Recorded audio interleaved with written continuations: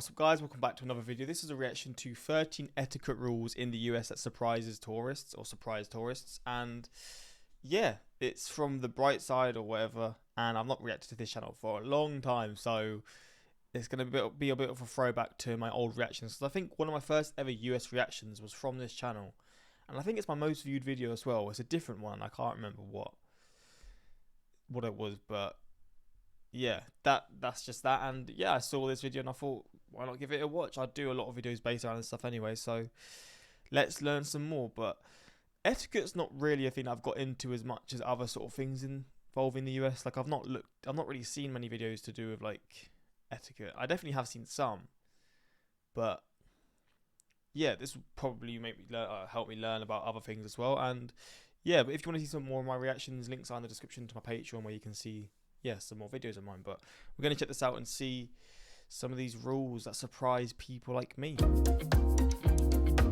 when I go to the US. So our parents teach us to be polite, but what you learned as a kid doesn't always apply when you're in another That's an old looking kid. part of the world. So if you're heading to the US anytime soon, I've got some tips for you on what we Americans consider the rules of etiquette, and some stuff that's totally okay in the US that other countries might consider rude. Let's start off with my favorite, food etiquette. Number 1. Feel free to ask for some condiments. If you're eating out and your food is tasting a little bland, it's completely fine to ask for salt, pepper, or sauces to add. Don't they usually have it on the tables? I guess in like food, like in like posh places, maybe they don't. But usually they'll bring it out with like. Usually they'll bring it out anyway, won't they? Add a little zing to your meal. I know some places in Europe see it as an insult to the chef if you start adding a little spice of your own. But don't worry about that in the US. Nobody's going to be offended or give you weird looks if you ask the waiter for a bottle of ketchup. To be fair, I always ask for barbecue sauce. If I can, I always ask for it, man.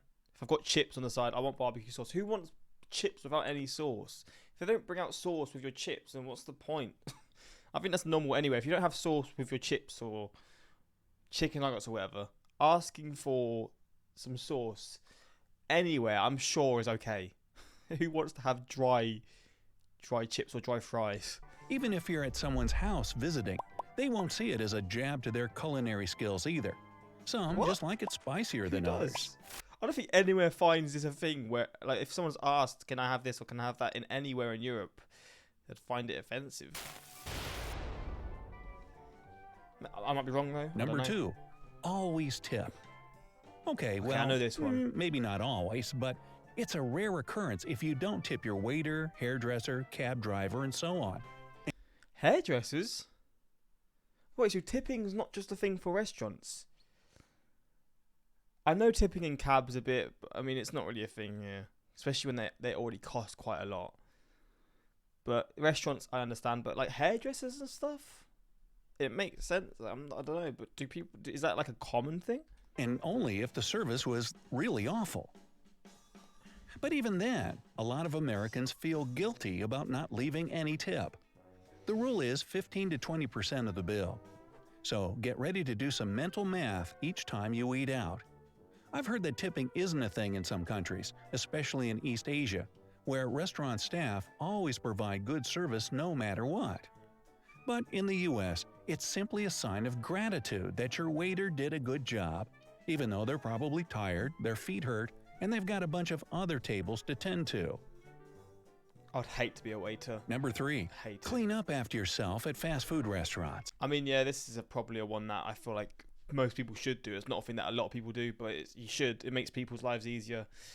I mean, I worked at McDonald's not for long, but when I did, it was always nice when people just clean up after you a little bit. But oh god, I hated working at McDonald's, man. That's the worst thing I've ever done. Oh, just thinking about it, makes me, oh my god, man. I was 16 and I turned 17 whilst I was working there. The worst thing I've done. But yeah, when people cleaned up after themselves, it did make it a little bit easier, you know. And it's not hard. There's the bins all around the restaurants. Just, I don't know. It's just one of those things that I just do. I think it's just good to clean up after yourself. It just makes it easier for everyone. Of course, if you're going to the States, I imagine a lot of your eating out will be done in fast food joints. You'll see a lot more of those than your traditional sit and be served by a waiter types of places. But anyways, if you're finished eating and your tray is now full of wrappers, used napkins, and empty boxes, take it to the trash can and dispose of the garbage yourself. Most fast food places don't have a separate cleaning staff for that. It's pretty much always the cashier that needs to find time between ringing people up to go clean up the dining area. So we try to help them out a bit and clean up after ourselves. Number 4. Open gifts immediately in front of the giver. Oh, Now, I was pretty surprised when I I hate opening presents in front of people. found out that opening a gift as soon as you get it is considered bad manners in certain parts of the world. Snail. I guess some cultures see it as kind of greedy when you start tearing into a present right away. In the US, it's pretty much the opposite.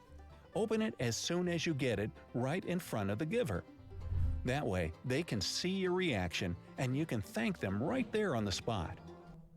Fucking hell. There are That's also no rules about using both hands or a certain hand when giving or receiving a gift.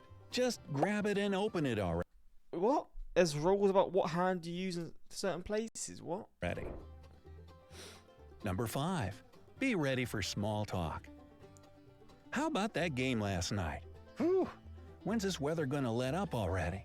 Yes, Americans love small talk, so don't be surprised if a stranger just starts chatting with you while you're waiting in line or sharing an elevator. It could be sports, the weather, traffic, anything just to have a short I do love a bit of sports small talk. To be fair, it can like, I don't know, it just makes things a lot easier. You know, conversations makes things flow a lot easier. If someone else is into sports and you're into sports, it just makes it bang, friends for life. light conversation. I can't really say why we like talking to people we don't even know, but I mean, if you're sharing a space with someone, are you just going to totally ignore their presence? That'd be awkward. Oh yeah, and you'll get asked how you're doing a lot, even by strangers. It's usually waiters and cashiers that'll greet you with a, "Hi, how are you today?" Just answer with "Fine, and you?" Even if you're not exactly having a fantastic day. Number 6.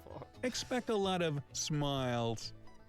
First of all, let me bust the myth that Americans constantly walk around smiling ear to ear. Nobody does that, because that'd be weird.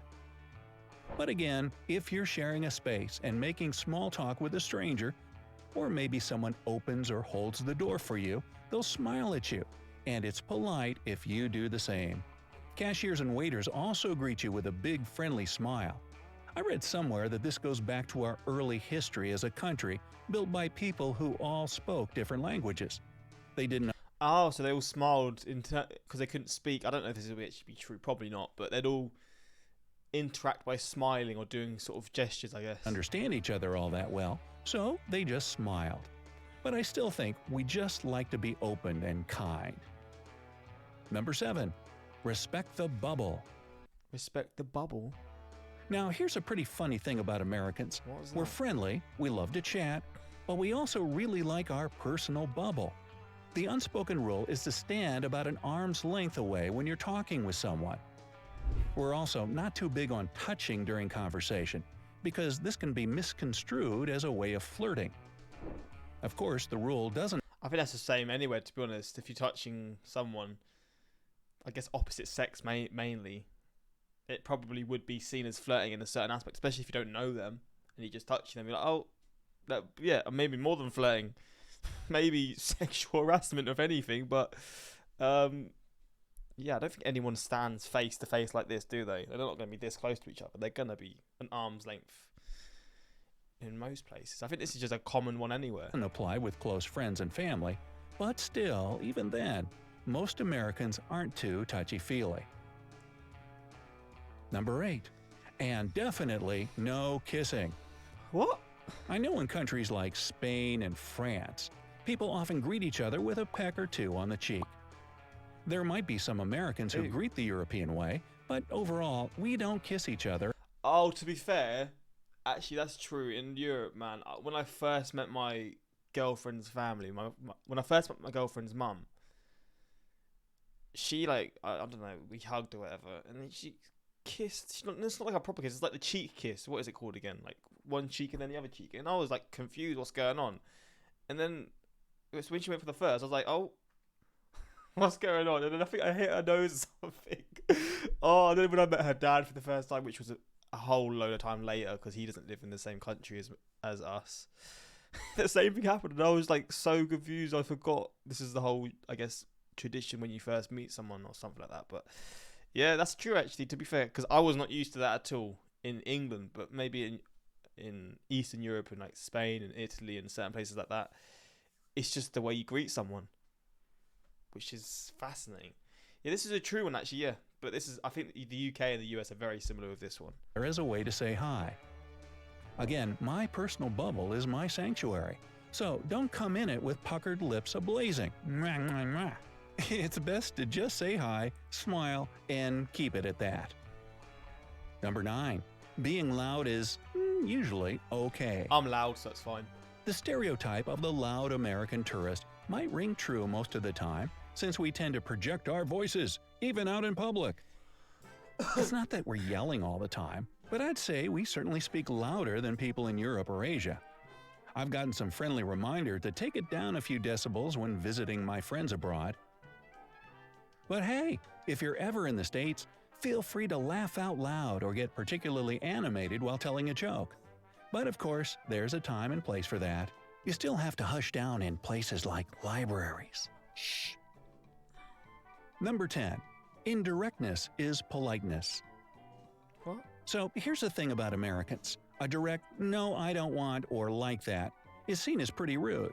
But if an American gives you a polite, no thanks, I'd rather not, or I don't think that's the best idea, that doesn't mean that they're on the fence about it. No means no, even if it's said indirectly and super politely. It's frowned upon to try and convince someone to do something or change their mind because it's seen as pushy and disrespectful to their wishes. Number 11. Don't know. Sit in the back seat of a cab. Oh yeah, unless you've got a big group of you and there's no space in the back. If you're someone if there's like, you just get one person who gets in the cab or a taxi or whatever, and you choose to sit in the front seat, you are mental, man. No thank you, I want to sit in the back, and obviously if they're talkative I'll talk to them, but if not I'll just put my earphones in and just, yeah. If you choose to sit in the front, either you love socialising or I don't even know why someone would choose to sit in the front, because I mean I guess there's more space, which does make sense, but... Now this is something interesting I found out about Australia and New Zealand. There, it's considered rude to take the back seat of a cab because it's almost like you're showing that you expect to be chauffeured by someone who's lower than you. What? Well, it's a taxi. That's the whole point. You just get drove from one place to another place. Well, don't worry about that in the US. In fact, you should ride in the back seat because the driver might give you a weird look otherwise. It's not an elitist thing, and you can still make friendly small talk from the back. Just respect the driver's personal bubble, that's all. Number 12. Feel free to keep your shoes on inside. No. Don't wear your shoes inside. When he says inside, does he mean inside your house? Because if that is the case, that is mental. I had a friend from Russia recently ask me, why is it that in all American movies, people are walking around their house with their shoes on? And I just told him straight up. What? Why? I hate it when my girlfriend, sometimes she forgets to take her shoes off when she gets in, and our whole house is carpet other than our kitchen. But you have to walk through the carpet to get to the kitchen. Sorry, our apartment, not our house. But, god damn it, come on, don't wear shoes inside your house. Or get house-specific shoes. I've got sliders. I always wear my sliders around the house. They are my shoes when I'm not outside, because I don't like being barefoot. I'll wear socks and sliders when I'm at home, but wearing shoes is a nasty business inside your house, man. You've been walking all over the place. Because that's what we do.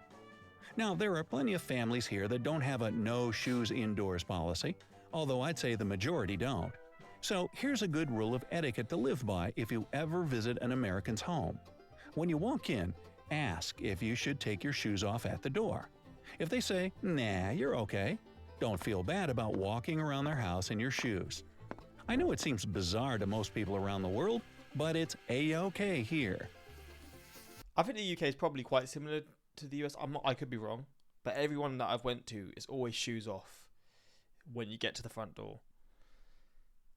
I don't even ask. I'll just take them off, I think. I mean, I don't really go to many people's houses now, but when I used to go to my friends when I was younger, always shoes off at the entrance. 13. It's okay to keep it casual. Overall, I'd say the biggest thing about Americans is that most of us are pretty casual and laid back. If you're ever out and about in the US, you'll see a lot of people running errands in sweatpants, gym shorts, baseball caps, and even their PJs. But it's not just about clothes either. We often keep it on a first-name basis, even with people that are generally referred to more formally in other countries. For example, most of the time your boss is just Jim or Janet, not Mr. or Mrs. Jones. You might start off more formally, but I guarantee you that that person will say right off the bat, "Hey, call me Jim." Now, what would be weird is if their name isn't Jim. Maybe it's Howard or Benny. Then what you say is, "Hey, call me a cab." So, are any of these Americanisms different or the same in your country? I mean, some of them seem a bit, generalized or just similar things that I think most places would do. But some, some are definitely more, definitely are true in terms of like the tipping and just certain ones throughout. But yeah, this is an interesting reaction. Hopefully you enjoyed this, and yeah, let me know your thoughts. Because again, I feel like some of it's generalized. Like I feel like in the US there are probably a lot more people than is probably giving here that don't wear their shoes inside and things like that. But yeah, that's that. And until next time, like, subscribe. Peace.